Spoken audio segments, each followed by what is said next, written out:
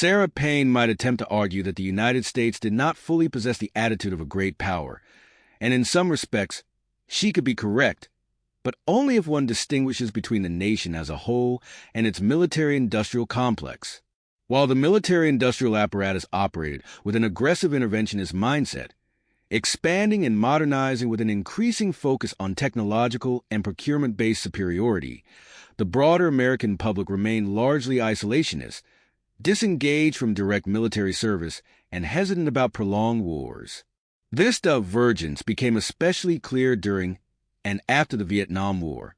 The draft, a mechanism necessary to sustain a prolonged conflict, was deeply unpopular and fueled domestic unrest. Yet at the same time, Vietnam became the proving ground for a radically new military-industrial order. The war forced the development and mass acquisition of new technologies, systems-based approaches, and doctrinal shifts that would transform the U.S. military into a force that was no longer structured around direct peer-to-peer conventional warfare, particularly against adversaries like China or the Soviet Union. The lessons of the Korean War had already demonstrated that the United States struggled against mass, determined forces like the Chinese infantry, which overwhelmed American troops with sheer numbers and simple battlefield tactics.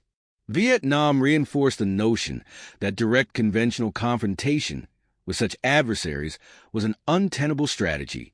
As a result, the U.S. military increasingly shifted toward a model of overwhelming technological superiority, precision strikes, and expeditionary force projection, one that did not rely on a mass conscription army.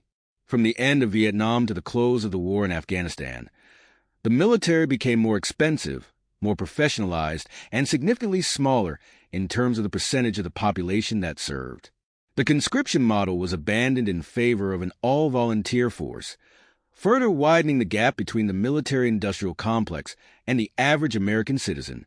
War became something fought by a specialized class, while the rest of the population remained spectators, fed narratives of power and superiority without the burden of service or sacrifice. Thus, the illusion of great power status was carefully maintained. The U.S. engaged in military interventions that showcased advanced weaponry and military dominance, but these conflicts were rarely existential or required national mobilization. The general public remained largely isolated from the realities of war, supporting interventions through rhetoric rather than direct participation. This created a paradox where the U.S. saw itself as a global hegemon, yet operated under a deeply insulated, almost detached national consciousness, believing in military supremacy while resisting personal involvement in its enforcement. This duality, expansionist interventionism by the military-industrial complex and an isolationist civilian populace, was cemented long before Vietnam, but became overly visible with the assassination of John F. Kennedy. The intelligence community, particularly the CIA, had already mastered the art of coups abroad, orchestrating regime changes in nations such as Iran and Guatemala. By the time Kennedy was killed in Dallas in 1963, the mechanisms of internal power consolidation had already been refined. Whether by design or through institutional inertia, the military-industrial intelligence apparatus continued to assert itself as the true power behind American interventionism, ensuring that war was not a matter of national necessity, but of institutional momentum and financial profit. In this light, America post-Vietnam was not truly a great power in the classical sense. It did not operate with the unity of purpose or national resolve that characterized past empires.